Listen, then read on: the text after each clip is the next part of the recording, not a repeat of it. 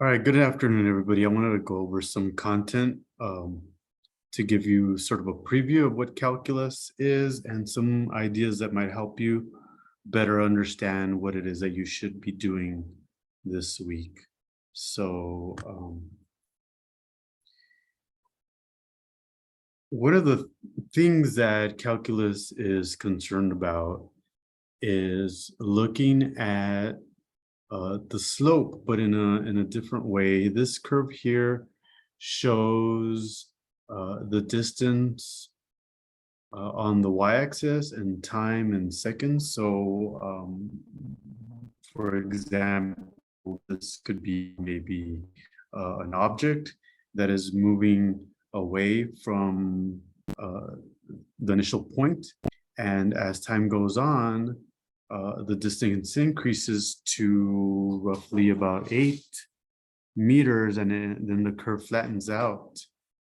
But if you notice, the object is moving away from zero at a different rate, first very quickly, and then later it is moving away from the initial distance at a much lower rate. So we're interested in capturing that idea.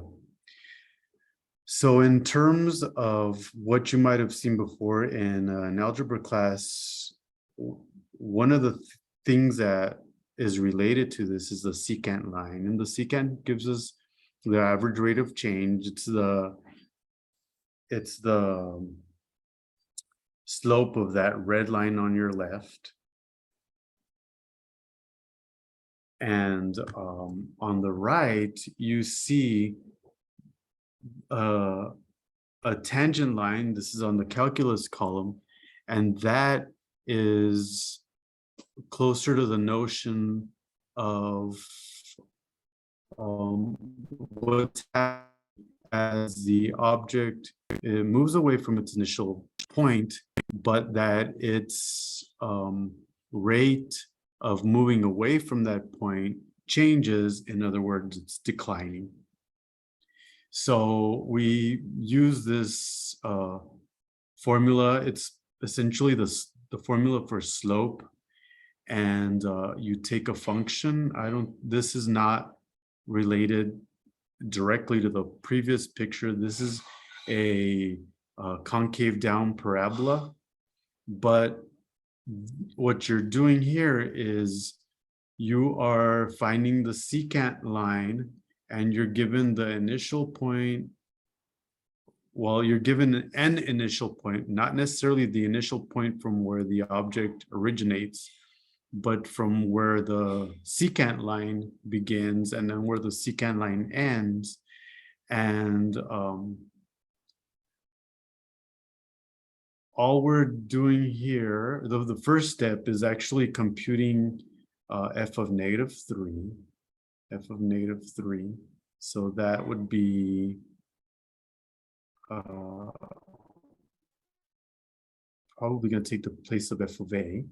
And then we'll need to find f of 2 as well, f of 2. So essentially what we're doing, if I can go just back a step, you're getting -3 comma -23. So that's one point that the secant line contains. And then here's another point, 2 comma 2, that the secant line contains. And then if you find the slope of that line, that's what this is doing, you find the slope of the secant line. Okay. So I'll try to jot that very quickly. Let's see if I can do that. Just give me a very brief second. I'm going to stop the recording just. Okay, so I just took a quick break and I drew a very crude, a very crude picture here, but this would be the initial point. This is the ending point, and the slope of that secant line would be 5. So that's just a rough sketch of what that might look like. This graph has a lot of changes. Sometimes it's increasing, sometimes the curve is decreasing. So you might imagine some secant lines that are going in the negative direction.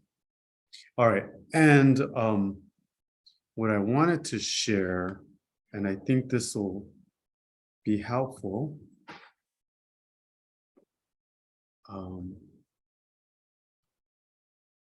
I believe this will be helpful. This is, let me go ahead and share a different thing with you.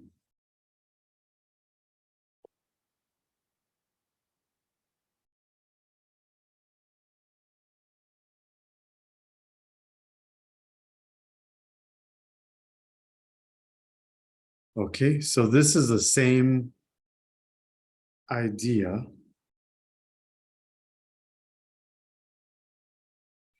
And if I take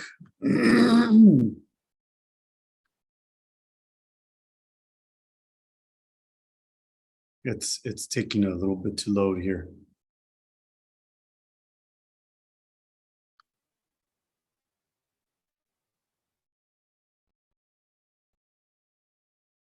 Yeah, let's just give it a second here. Okay, there it did. It loaded. So that's the secant line. Okay, I could even go on this side. That's a secant line.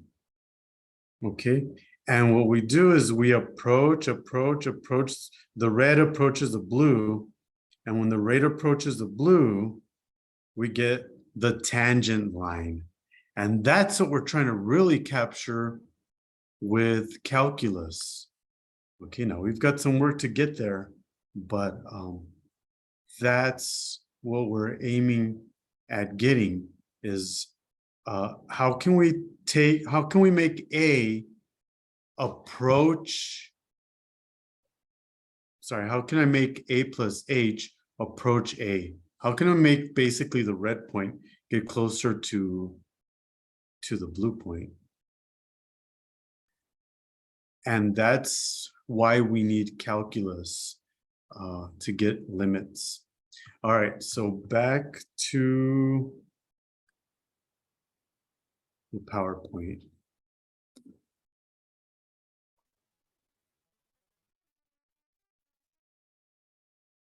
Okay, so there's another concept with calculus that has to do with area under the curve.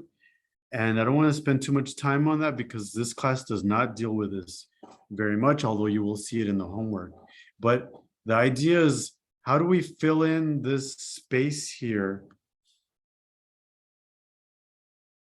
under this curve? Well, why don't we create some rectangles and then make those rectangles smaller and smaller until they're so small that they're actually equal to this filled in space.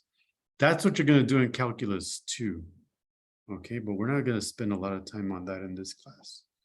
All right. Although you may see this in your homework where you've got these bars and you basically have to figure out what are the areas of the bars, because if I were to make these bars narrower and narrower, they would get closer to the shape of this curve. But just to kind of help us get a feeling for what we might do without knowing how to make the bars get smaller, then we'll just get the area of this green section. And that's what this example is doing. All right, now, let me do something because this is hard to see. I don't think it copied over very well.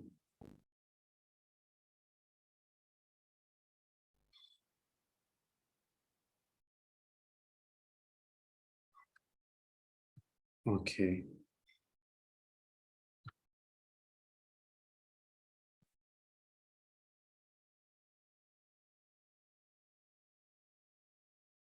I think I'm just going to delete that and explain what's going on.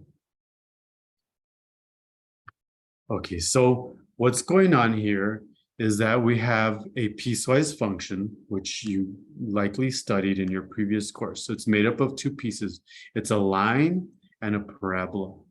Okay, when you take the line and you get closer and closer to this 2, you can see where that very connected line ends, and it ends at 7, right? So when you plug in a 2, 2 times 2 is 4, plus 3 is 7. So as you move from left to right towards this 2, you get close to 7. Okay. Now, if you're coming from the other direction, and you've got this parabola piece, and you're coming from the right, and as you get closer to the 2, it ends at whatever the output for this is. So 2 squared plus 1 is 5. So let me pause the recording just for a second so that I can do a rough sketch like I did before. So this is a rough sketch of what's happening here. And as you go towards, let's say 2 is here, I didn't write it in, but as we go towards 2, the output is going to be 7. But when we come back from the other direction through the parabola and we swing over, it ends up at the height is 5. And so they actually don't match.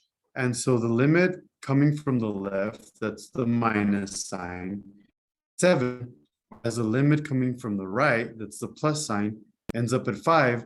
Because they're not the same, the limit does not exist. So it's hard at this point to make a connection between the tangent information that I gave you at the beginning and then just plain getting some quick computed limits. But we'll work towards making that connection as things go on, okay?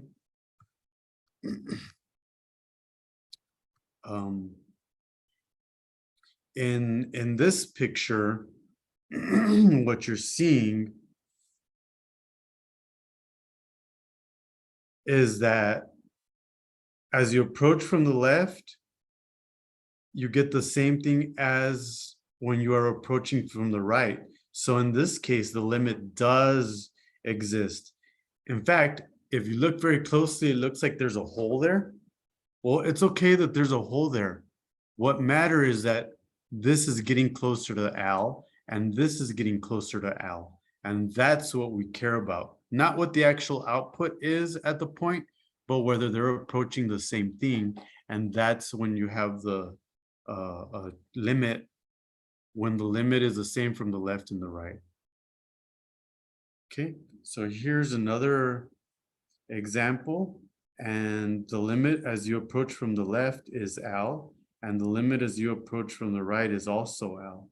Therefore, I want to say that the limit does exist in this case. There's some question in my mind about the fact that this is a line and this appears to be a curve. But by definition, the limit does exist. If the limit from the left is the same as the limit from the right, then the limit does exist. It doesn't even matter if that's an open circle, if that's a hole. Yeah. Okay, so I think those are the main things I want to leave you with. This is a line. Obviously, the line is connected and it approaches 1 from the left, it approaches 1 from the right, and it doesn't matter that the output is actually way up here. The limit does exist. So those are some basic ideas, I think, and hopefully that gives you a sense of what you are working on this week.